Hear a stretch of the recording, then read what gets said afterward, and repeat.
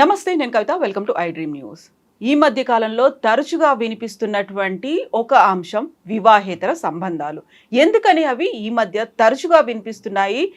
వివాదాస్పదం ఎందుకు అవుతున్నాయి? అవి విపరీతమైనటువంటి పరిణామాలకు ఎందుకు దారితీస్తున్నాయి? చంపడమో ఆత్మహత్య చేసుకోవడమో ఇంత విపరీతంగా ఎందుకు పోకడలు వెళ్తున్నాయి? ప్రస్తుతం మనతో పాటుగా ఉన్నారు ప్రముఖ సైకాలజిస్ట్ డాక్టర్ విశేష్ గారు. విశేష్ గారు, నమస్కారం అండి. నమస్కారం. మనం గతంలో కూడా మాట్లాడుకున్నాం వివాహేతర సంబంధాల గురించి. అప్పుడు జరిగినటువంటి ఇన్సిడెంట్స్, సెలబ్రిటీలకు సంబంధించినవి, కామన్ మ్యాన్ ఎవరైనా పర్లేదు, జరుగుతున్నటువంటి ఇన్సిడెంట్స్ అనేవి ఆ ఫ్యామిలీ రోడ్డున పడుతోంది. దాంతో పాటుగా వాళ్ళు ఆత్మహత్య చేసుకుంటున్నారు, లేకపోతే ఎదుటి వాళ్ళని చంపేంతగా. ఇప్పుడు latest example episode Kannada superstar దర్శన్కి సంబంధించి. ఎందుకంత ఎక్స్ట్రీమ్ దాకా వెళ్తున్నారు? ఇది ఇప్పుడు కొత్త ఏం కాదు మేడం. గతంలో రాజుల టైంలో జరిగిన యుద్ధాలన్నీ కూడా స్త్రీల కోసమే కదా.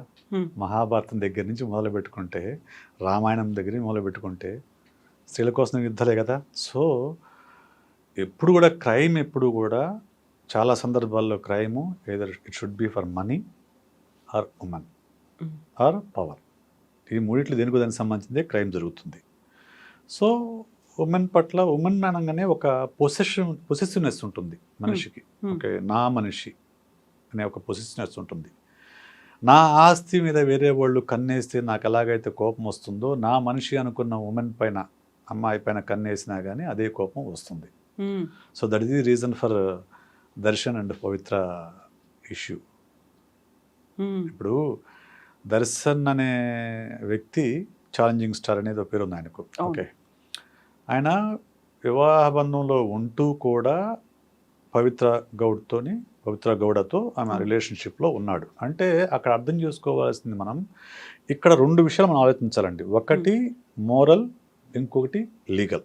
Two things are different. Okay, మోరల్గా అతను చేసేది తప్పు, వివాహ బంధంలో ఉంటూ వేరే ఒకరితో వైవాహికత సంపెట్టుకుని తప్పు.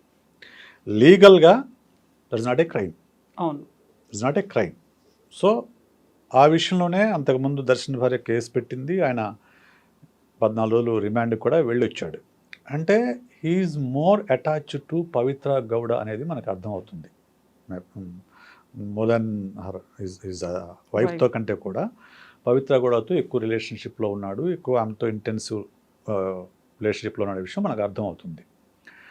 సో ఎప్పుడైతే ఆ ఇంటెన్సివ్ రిలేషన్షిప్లో ఉన్న వ్యక్తికి సంబంధించి చెడు కామెంట్స్ చేయడం కానీ, ఫొటోస్ పంపించడం కానీ, ఆ రేణుకా స్వామి కదా అతని పేరు, అతను పంపించినప్పుడు అతని పైన కోపం రావడం సహజం.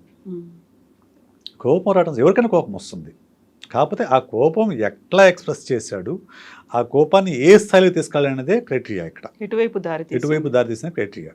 ఇప్పుడు కోపం వస్తే ఏం చేస్తారు? ఎవరైనా కానివ్వండి, తిడతారు, ఫోన్ చేసి తిడతారు, లేకుంటే గొడవ పడతారు, అక్కడితో ఆగిపోతుంది. ఇక్కడ అతను ఎక్స్ట్రీమ్ స్టెప్కి వెళ్ళిపోయాడు. ఎక్స్ట్రీమ్ స్టెప్కి వెళ్ళి అతన్ని 10 మందితోనో 14 మందితోనో కలిసి దారుణంగా కొట్టడం వల్ల అతను చనిపోయాడు. ఆ శవాన్ని కూడా మాయం చేయలేదో ప్రయత్నం చేశారు, మొత్తానికి దొరికాడు. So many factors are there in this case. So many factors. ఒకటి, అసలు పెళ్ళైనా కానీ ఇంకొక వివాహ బంధంలోకి ఎందుకు వెళ్తారు, ఇంకొక సంబంధంలోకి ఎందుకు వెళ్తారని ఒకటి. రెండోది fans hero worship or celebrity worship syndrome. మూడవది సోషల్ మీడియా. ఈ 3 కోణాలు దీంట్లో ఉన్నాయి మనకు. ఈ 3 కోణాలు మనం డిస్కస్ చేసుకోవాల్సిన అవసరం. ఎగ్జాక్ట్లీ.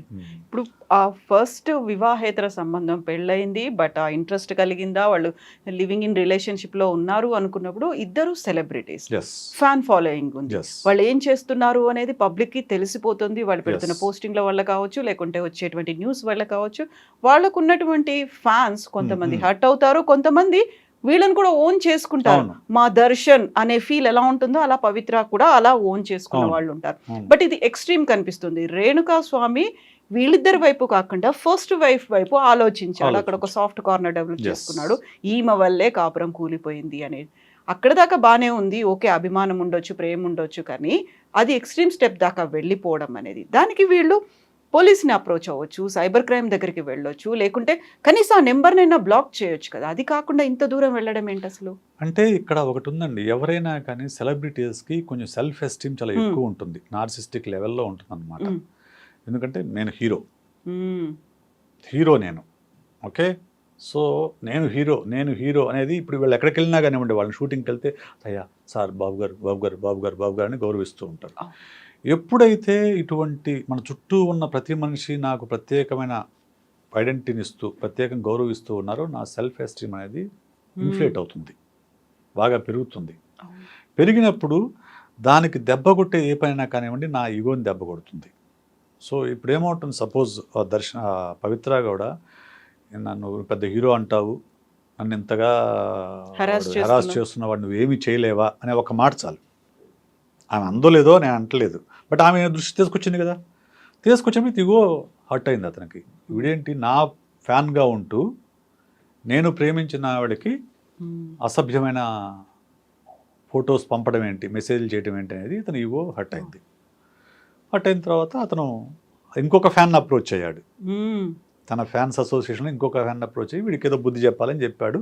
వాడు మొత్తానికి ఒక గ్రూప్ క్రియేట్ అయ్యి అతన్ని కిడ్నాప్ చేసి అతన్ని కొట్టి, ఆ కొట్టడంలో చంపాలని కాకపోవచ్చు, ఎక్కువగా కొట్టడం వల్ల అతను చనిపోయాడు. ఆ ప్లేస్కి మళ్ళీ ఇద్దరు కలిసి వెళ్ళడం కూడా, ఏం జరుగుతుంది నిజంగా బుద్ధి చెప్పాలి అని ఈయన కూడా వెళ్ళి వాళ్ళతో కలిసి ఆయన్ని కొట్టడం అనేది. ఆయన కూడా ఇప్పుడు ఇందాక నేను న్యూస్ చదివాను, ఆయన ఆ మర్మాంగాల పైన తనడం వల్లనే చనిపోయాడని చెప్పేసి విచారణ తేలినట్లుగా న్యూస్ చదివాను. సో అంటే అతను ఎణుకా స్వామి అతను ప్రైవేట్ పార్ట్స్ ఫొటోస్ పెట్టాడని న్యూస్లో వచ్చింది. సో అందువల్ల ఆ కోపంతో ఇతను అక్కడ బలంగా తనడం వల్ల అతను చనిపోయాడు అనేది. సో అది సో ఇదంతా ఏంటంటే ఎనీ సెలబ్రిటీకి ఒక ఇన్ఫ్లేటెడ్ సెల్ఫ్ ఉంటుంది అన్నమాట, ఇన్ఫ్లేటెడ్ ఈగో ఉంటుంది. నేను గొప్ప, మిగతా వాళ్ళకన్నా నేను భిన్నమైన వ్యక్తిని అనే ఒక ఇన్ఫ్లేటెడ్ ఈగో, ఇన్ఫ్లేటెడ్ సెల్ఫ్ ఉంటుంది అనమాట. దానికి దెబ్బ తగిలితే ఎవరు భరించలేరు వాళ్ళు. So that is the cause for this total crime. So అంత పవర్ఫుల్ అంటే ఒక పొజిషన్లో ఉండే ఒక సెలబ్రిటీ స్టేటస్ ఉన్న వాళ్ళకి ఉన్నటువంటి సర్కిల్ కూడా చాలా పెద్దగానే ఉంటుంది. వాళ్ళకి పోలీస్ డిపార్ట్మెంట్లో తెలిసిన వాళ్ళు ఉంటారు, లేకపోతే పబ్లిక్ గవర్నమెంట్లో తెలిసిన వాళ్ళు ఉంటారు. వాళ్ళకి చెప్తే ఆయన్ని తీసుకెళ్లి మాట్లాడడమో ఇంకోటో అవుతుంది. బట్ చేసిందే ఒక తప్పు, దాని మీద ఇంకొక తప్పు చేస్తే పరువు పోతున్నాడు అనుకోవచ్చు కదా. చెప్తే ఇప్పుడు పోలీస్కి అప్రోచ్ అవ్వచ్చు.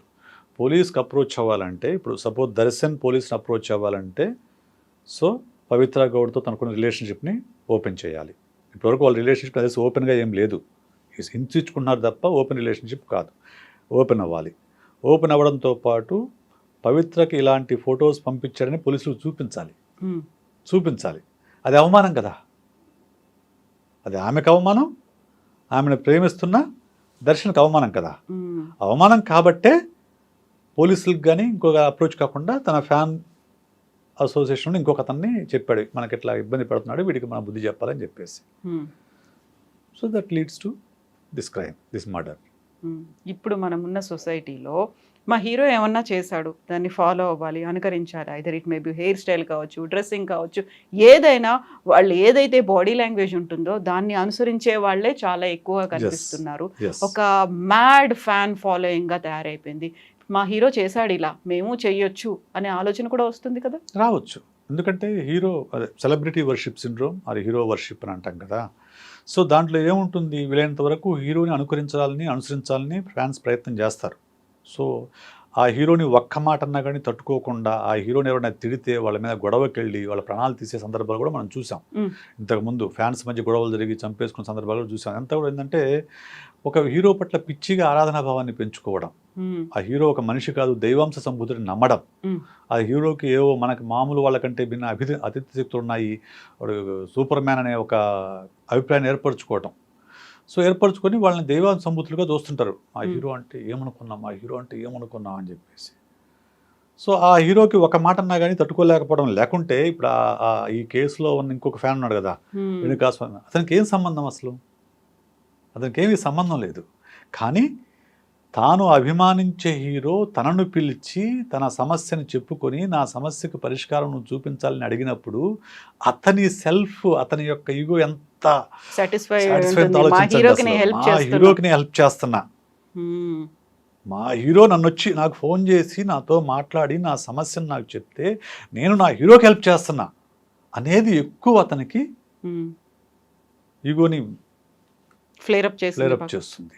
సో అందువల్లనే అతను క్రైమ్ అని తెలిసినా కానీ దాంట్లోకి ఇన్వాల్వ్ అయ్యాడు. తన ఇన్వాల్వ్ అవడం కాదు, తనతో పాటు ఇంకొక 10 మందిని ఇన్వాల్వ్ చేశాడు.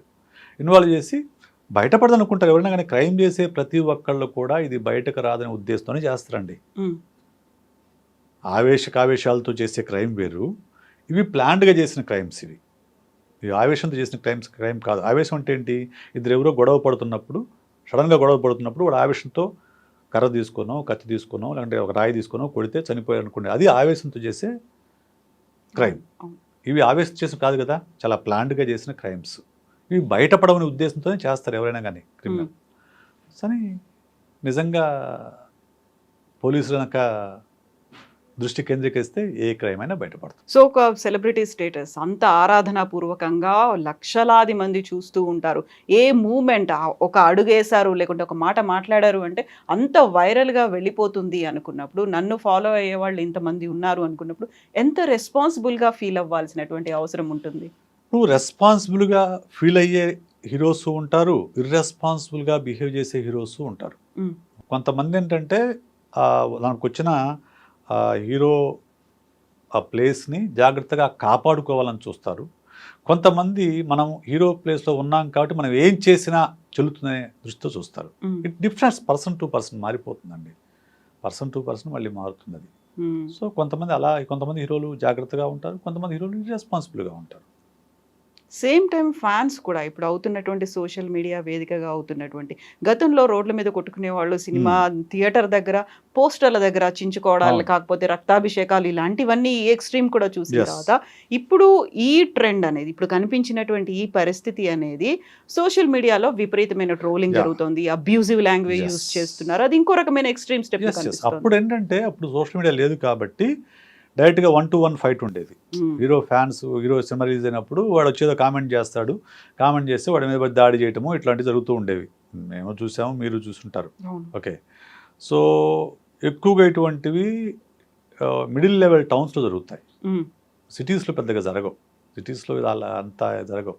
టౌన్స్లో బాగా జరుగుతాయి ఇటువంటివి. ఎందుకంటే ఆల్రెడీ వాళ్ళు ఫ్యాన్ అసోసియేషన్, వీళ్ళ ఫ్యాన్ అసోసియేషన్ మధ్య వార్ నడుస్తూ ఉంటుంది. ఇంకా వెనక్కి వెళ్తే పోస్టర్ల పైన పేడ కొట్టుకునేవాళ్ళు. పోస్టర్ల పైన పేడలు కొట్టుకునేవాళ్ళు, కనిపించకుండా కవర్ చేసేవాళ్ళు. అక్కడి నుంచి ఇప్పుడు ఏమైందంటే సోషల్ మీడియా ఎప్పుడైతే వచ్చిందో ఇప్పుడు అవన్నీ అదృశ్యమైపోయి సోషల్ మీడియా ట్రోలింగ్ అనేది ప్రధానంగా ఇప్పుడు పాత్ర పోషిస్తుంది. తమకు నచ్చని హీరో సినిమా రిలీజ్ అయిందంటే దాన్ని విపరీతంగా ట్రోల్ చేయడం అనేది ఈరోజు నడుస్తున్న ట్రెండ్. సో అన్లైక్స్ కొట్టడము, కొంతమంది హీరోల యొక్క ట్రైలర్లకి, సినిమా పాటలకి వీటికి అన్లైక్ కొట్టడము, లైక్ బదులు యూట్యూబ్లో అన్లైక్ కొట్టడం. సో అది కూడా మన మధ్యకాలంలో ఐ థింక్ అల్లు అర్జున్ అనుకుంటా అటువంటి ట్రెండ్ ఏదో నడిచింది. అల్లు అర్జున్ సినిమా వీడియోలకు అన్లైక్ కొట్టడం అనే ట్రెండ్ ఏదో నడిచింది. సో అది ఈరోజు నడుస్తున్న ట్రెండ్. ఎందుకంటే దానివల్ల ఏమవుతుంది, ఇప్పుడు ప్రతి హీరో కూడా సోషల్ మీడియాలో ఉంటున్నారు. మ్యాక్సిమం హీరోలు అందరూ కూడా వాళ్ళకుండే ఫాలోయింగ్ని బట్టి ఓకే మనకింత స్టార్డమ్ ఉంది అని వాళ్ళకు ఒక అంచనా వస్తుంది. ఓకే, సో దానివల్ల ఏమవుతుంది, వాళ్ళు కూడా దాన్ని టేక్ టు గ్రాంట్ లాగా తీసుకుంటారు. అంటే మనకు ఓకే మనకింత ఇన్ని మిలియన్ ఫాలోవర్స్ ఉన్నారు, ఓకే ఐఎమ్ గ్రేట్. మనము ఎంత అనుకున్నా కానీ మేడం, మన చుట్టూ ఉండే పరిస్థితులు, మనతో మాట్లాడే వ్యక్తులు, మన చుట్టూ ఉన్న వాతావరణము, మనకున్న ఫ్యాండము, ఇవన్నీ కూడా మనిషిలో ఖచ్చితంగా ఈగోని పెంచుతాయి.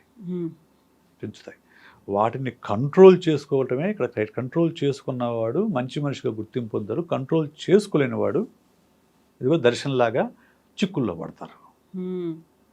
సో ఇందులోనే అసలు కాంపిటీషన్ అనేది విపరీతంగా ఉంటుంది. ఈ ఫ్యాన్స్ చేస్తున్నటువంటి ఈ అన్నెసెసరీ హైప్ క్రియేట్ చేస్తున్నటువంటి ఈ రక్కస్ వల్ల కూడా ఒకరి ఫిల్మ్ హిట్ అయిపోయింది, లేకుంటే ఇంకొకరిది రికార్డ్స్ క్రియేట్ చేస్తుంది అనుకున్నప్పుడు కూడా అక్కడ ఈగోస్ అనేవి ఇంకా విపరీతంగా పెరిగిపోతుంటాయి. ఆ టైంలో ఇలాంటి ఇన్సిడెంట్ వ్యక్తిగతమైనటువంటి విషయాలకు సంబంధించి బహిరంగంగా మాట్లాడుకోవడం, చర్చించడం, లేకుంటే అన్కంట్రోల్డ్గా వాటిని పోస్ట్ చేయడం, ఇవన్నీ కూడా లేకుండా ఉండాలంటే అంటే ఇది ఫస్ట్ పాయింట్, సోషల్ మీడియా ఎవరి కంట్రోల్లో ఉండదండి. ఎవరి కంట్రోల్లో ఉండదు. సో ఎవరికి నచ్చిందో వాడు పోస్ట్ చేస్తాడు. కొంతవరకు ఆ హీరోలు కంట్రోల్ చేయొచ్చు. ఎలా చేయొచ్చు? ఆ హీరోలు బాబు నాకు సంబంధించి వేరే హీరోలపైన కానీ హీరోయిన్లపైన కానీ నా ఫ్యాన్ అని చెప్పుకుంటూ మీరు అసభ్యమైన కామెంట్స్ చేస్తే మాత్రం అది మర్యాదగా ఉండదు, నాకు చెడ్డ పేరు తీసుకురావద్దని పబ్లిక్గా అప్పీల్ చేసినప్పుడు 1-2 సార్లు అప్పీల్ చేసినప్పుడు ఆ హీరోకి సంబంధించిన ఫ్యాన్స్ ఓకే మన హీరో ఇలా ఉండాలని కోరుకుంటున్నాడు అని దాన్ని ఫాలో అవడానికి ప్రయత్నం చేస్తారు. కొన్ని సందర్భాల్లో ఏమవుతుంది, హీరోలే ఎంకరేజ్ చేస్తారు అవతల వాళ్ళని ట్రోల్ చేయడాన్ని, హీరోలే ఎంకరేజ్ చేస్తారు. సో అటువంటి ఎంకరేజ్ చేసే హీరో దొరికినప్పుడు ఖచ్చితంగా అది ఒక ట్రోలింగ్ ఫ్యాక్టరీగా మారుతుంది. వాళ్ళు దాన్ని అడ్వాంటేజ్గా తీసుకుంటారు. హీరో ఒకందుకు చెప్తే వాళ్ళు ఇంకొకందుకు ఇంకో రకంగా ట్రోలింగ్ చేస్తారు, విపరీతంగా అసభ్యమైన కామెంట్స్ పెడతారు. ఇవన్నీ కూడా రకరకాలుగా జరుగుతూ ఉంటాయి. ఒకటి ఎవరైనా కానివ్వండి, హీరో అయినా హీరోయిన్ అయినా మామూలు వ్యక్తి అయినా సెలబ్రిటీ అయినా పొలిటీషియన్ అయినా ఎవరు కూడా చట్టానికి అతీతులు కారు అనే విషయం గుర్తుంచుకోవాలి.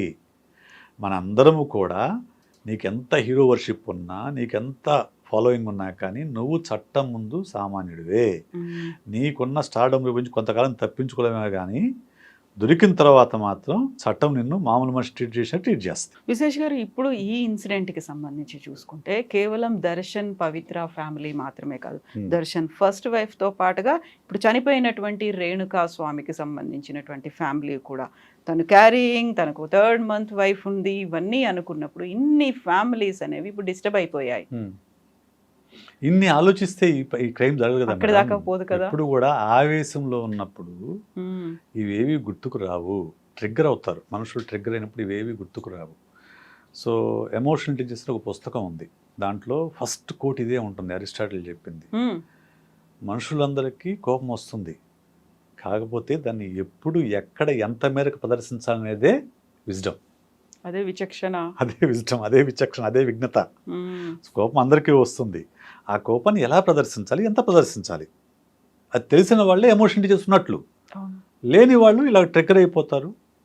దర్శన్కి ఇది కొత్త కూడా కాదు, దర్శన్కి ఇది కొత్త కూడా, అతను అగ్రెసివ్ కైండ్ ఆఫ్ పర్సన్ అనే విషయం మనకు ఇంతకుముందు కూడా ప్రూవ్ అయింది. ఇంతకుముందు కూడా వైఫ్ విషయంలో గొడవ పట్టము, ఆమె కేసు పెడితే అతను జైలుకి వెళ్ళటము, ఇటువంటి కొన్ని 2-3 ఇన్సిడెంట్స్ మనం వార్తల్లో కనిపిస్తూ ఉన్నాయి. సో అతను ట్రిగ్గర్ అయ్యాడు అంతే, తన ప్రియురాలికి అసభ్యకరమైన చిత్రాలు పంపించడమే ట్రిగ్గర్ అయ్యాడు. ట్రిగ్గర్ అయ్యి బుద్ధి చెప్పాలనుకున్నాడు, అది వికటించింది అంతే. సో ఇప్పుడు మళ్ళీ పవిత్ర ఆలోచన మొదలుపెట్టినట్టు ఆ న్యూస్ కూడా వస్తున్నాయి, నేను ఈ విషయం తనతో షేర్ చేసుకోకుండా ఉంటే బాగుండేది, ఇంత దూరం రాకపోయేది, దాన్నే ఇంకో రకంగా డీల్ చేస్తే అయిపోయేది కదా. అయిపోయేదండి. ఇప్పుడు ఆమె అతనికి చెప్పకపోతే ఇష్యూ లేదు, ఆమె చెప్పితే అతను దాన్ని పోలీస్ కేసు పెట్టినా ఇష్యూ లేదు.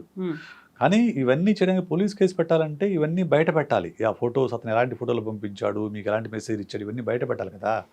బయట పెడితే అప్పుడు మళ్ళీ అవమానం కదా, నేను ఎందాక చెప్పింది అదే, అవమానం ఫీల్ అవుతారు. ఇప్పుడు ఒక ఎందుకు కింది స్థాయి వాళ్ళు ఈజీగా రోడ్డు మీదకి వచ్చి గొడవ పడతారు, ఎందుకు ఉన్నత వర్గాల వాళ్ళు రోడ్డు మీదకి వచ్చి గొడవ పడరు చెప్పండి?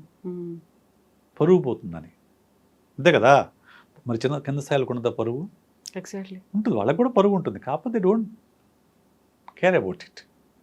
ఇక్కడ వాళ్ళు ఎక్కువ దాని గురించి ఆలోచించుకుంటారు. మన తమ ఇమేజ్ ఎక్కడ సొసైటీలో ఇమేజ్ ఒక హీరోకి లేకపోతే ఒక హీరోయిన్కి ఇలాంటి మెసేజ్లు పంపించారు, ఇలా హెరాస్ చేస్తానని చెప్తే ఇమేజ్ దెబ్బతింటుంది. ఆ ఇమేజ్ కాపాడుకోవటం కోసం ఏ స్థాయికైనా వెళ్తారు వాళ్ళు.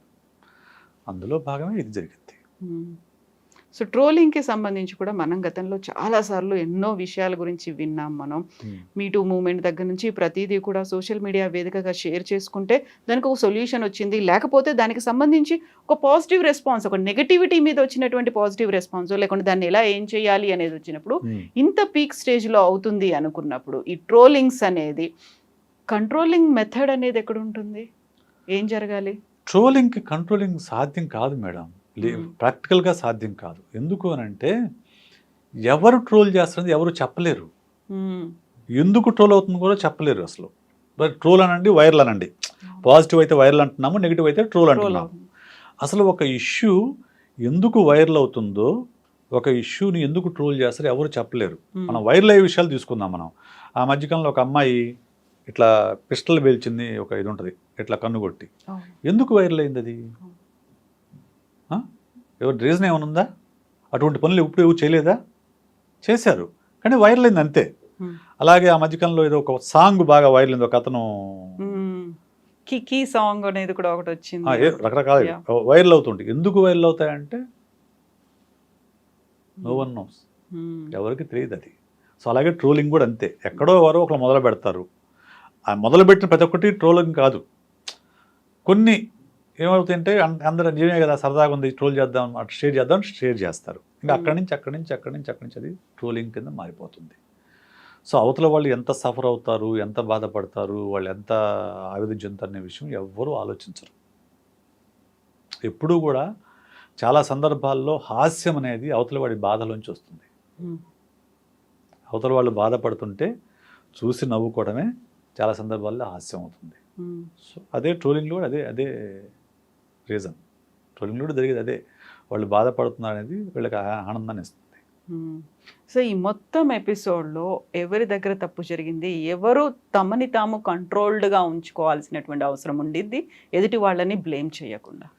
ఒకటి, ఆ రేణుకా స్వామి అనే అభిమాని తన కంట్రోల్లో ఉంచుకోవాల్సింది. ఎందుకంటే అది దర్శన్కు అతని వైఫ్కు సంబంధించిన విషయం.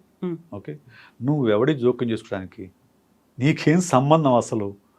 ఓకే, ఆమెకు అన్యాయం జరిగితే ఆమె ఫైట్ చేయలేదా, ఆమె పేరెంట్స్ లేరా, లేకుంటే జరుగుతుంది కదా. సో నువ్వు జోక్యం చేసుకున్నావు, జోక్యం చేసుకొని సరే ఆమె తరపున నిలబడడం కూడా తప్పు కాదు.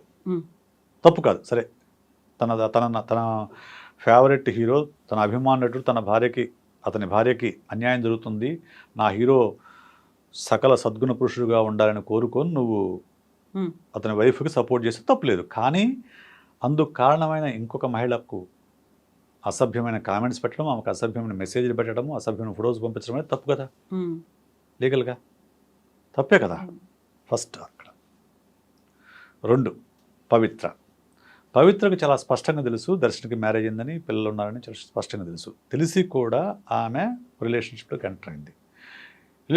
అంటే she should be ready for any complications ఆమె సిద్ధమయ్యే రెడీ అవ్వాలి, అంతే కదా. నీకు లీగల్గా అది ప్రాబ్లం కాకపోయినా కానీ నీకు చాలా ఇష్యూస్ ఉంటాయి దాంట్లో, వైవాహికత సంబంధం చాలా ఇష్యూస్ ఉంటాయి. వాటన్నిటినీ పరిష్కరించుకోవడానికి చాలా టైం పట్టవచ్చు, లేకుంటే మెంటల్ స్పేస్ ఆక్యుపై చేస్తుంది, మెంటల్ ఎనర్జీ ఆక్యుపై చేస్తుంది, ఇటువంటి ప్రాబ్లమ్స్ క్రియేట్ కావచ్చు. ఆమె కంట్రోల్ చేసుకోలే. బహుశా ఇంత పెద్ద హీరో నాకు బాయ్ ఫ్రెండ్ అయ్యాడని చెప్పేసి ఆమె కూడా ఒక సపోర్టింగ్ సిస్టమ్ లా ఉంటుంది, ఇండస్ట్రీలో పనికొస్తుంది అనే ఉద్దేశంతో ఆమె కూడా రిలేషన్షిప్లోకి ఎంటర్ అయింది. గుడ్, ఆమె రెండో తప్పు. మూడోది దర్శన్ కూడా ఓకే. ఇప్పుడు ఒక పర్సన్ ఒక వయసులో మ్యారేజ్ చేసుకున్న తర్వాత ఇంకొక వయసు పెరిగిన తర్వాత ఆమె తనకు సరిపోదు అనుకున్నప్పుడు ఆమెకు డైవోర్స్ ఇచ్చి వేరే రిలేషన్షిప్కి వెళ్ళటం తప్పు కాదు లీగల్గా, రైట్. కానీ నువ్వు భార్య ఉండగానే వేరే రిలేషన్షిప్కి వెళ్ళావు పవిత్రతో, ఓకే దట్ ఈజ్ ఓకే, అది కూడా లీగల్గా తప్పు కాదు. మోరల్గా తప్పు అయినా కానీ లీగల్గా తప్పు కాదు, రైట్, ఓకే. కానీ ఆమె వచ్చి నీకు చెప్పగానే నువ్వు దాన్ని పోలీసుల దృష్టి తీసుకెళ్తే అయిపోయి ఉండేది. లేదు, ఎవరన్నా తనకు తెలిసిన పెద్ద మనుషులు తీసుకెళ్ళి వీడెవడో అలా చేస్తున్నట్టు చూడండి అని చెప్తే సరిపోయి ఉండేది. అలా కాకుండా నువ్వు దాన్ని పిలిచి కొట్టాలి అనుకోవడం వల్ల అగ్రెసివ్నెస్, ఇంపల్సివిటీ అంటాం దీన్ని సైకలాజికల్ టర్మ్స్లో. అంటే తన ఫీలింగ్స్ని కంట్రోల్ చేసుకోలేకపోవడం. ఆ కంట్రోల్ చేసుకోలేనప్పుడే ఇటువంటివి జరుగుతాయి. కంట్రోల్ చేసుకోగలిగితే గొడవ ఏముండదు. ఎమోషన్ కంట్రోల్ చేసుకున్నప్పుడు ఏమవుతుంది, దాడులు చేస్తారు. ఆ దాడుల్లో తగలరాని చోట తగిలినప్పుడు ప్రాణం పోతుంది. ప్రాణం పోయిన తర్వాత అప్పుడు వాళ్ళకు మళ్ళా ఒకసారి అవేర్నెస్లోకి వస్తారనమాట. తప్పు జరిగిపోయింది, నేనేం చేయాలి, కప్పిపుచ్చాలి, ఎలా అవుతారు కప్పిపుచ్చే ప్రయత్నాలు చేస్తారు. కొన్నిసార్లు అది ఎవరు గుర్తించకుండా అట్లా అయిపోతుంది. సరే, ఈ కేసులో అది బయటపడింది. సో భయం అనేది కూడా ఉంది అందులో, ఎక్కడ డిస్పోజ్ చేయాలి అనే దాంట్లో అంత దూరం తీసుకెళ్తామో లేదో అనేది ఉంది. అంతే కదా, భయం ఉంటుంది, ఖచ్చితంగా ఉంటుంది. ఆవేశంలో ఉన్నప్పుడు భయం ఉండదు, కానీ ఆవేశంలో ఉండి క్రైమ్ చేసిన తర్వాత ఖచ్చితంగా భయం వచ్చేస్తుంది. ఎందుకంటే చట్టం నుంచి తప్పించుకోవాలి కదా, చట్టం ఉంటుంది, మనల్ని చూస్తూ ఉంటుంది. ఎవరైనా దీన్ని కంప్లైంట్ చేయొచ్చు, లేకుంటే పోలీసులు ఎంక్వైరీ చేయొచ్చు, ఈ మనిషి గురించి మనం అరెస్ట్ అవ్వచ్చు, మన ఇమేజ్ మళ్ళీ ఇమేజ్కి వస్తుంది, మళ్ళీ ఇమేజ్ దగ్గరికి అక్కడికి వచ్చేది కూడా. సో ఇమేజ్ దెబ్బతింటుంది, మన స్టార్డమ్ పోతుంది, లేకుంటే ఇవన్నీ ఉంటాయి. సో ఆ భయం వల్లే ఆ శవాన్ని దాచేయడానికి ప్రయత్నం చేశారు. బట్ అన్ఫార్చునేట్లీ బయటపడింది. దర్శన్ జైలుకి వెళ్ళాల్సి వచ్చింది. దర్శన్, పవిత్ర, ఇంకో 10 మంది, మొత్తం 15 మంది ఏమో జైలుకి వెళ్ళారు. సో మెయిన్గా మనకు కనిపిస్తున్నది ఈ 4 ఫ్యామిలీ కాదు, వెనకాల దీనికి సంబంధించి ప్రత్యక్షంగా పరోక్షంగా అన్నీ చేసినటువంటి ఎప్పుడు ఒకటి గుర్తుపెట్టుకోవాలి మేడం, ఎమోషన్స్ లేకపోవడము సమస్య, ఎపతి అంట. ఎమోషన్స్ ఎక్కువగా ఉండడము సమస్య, లేకపోవడము సమస్య, ఎక్కువగా ఉండడము సమస్య. మధ్యలో బ్యాలెన్స్గా ఉన్నవాడే మానసికంగా ఆరోగ్యంగా ఉన్నటువంటి లెక్క. సో మీరైనా, నేనైనా, దర్శన్ అయినా, మరొక వ్యక్తి అయినా కానీ లైఫ్ని బ్యాలెన్స్డ్గా నడుపుకోవడమే చేయాల్సింది. ఆ బ్యాలెన్స్ తప్పినప్పుడు ఖచ్చితంగా ఇటువంటి సమస్యలే వస్తాయి. ఎస్ విశేష్ గారు, థ్యాంక్ యూ సో మచ్ అండి. Thank you.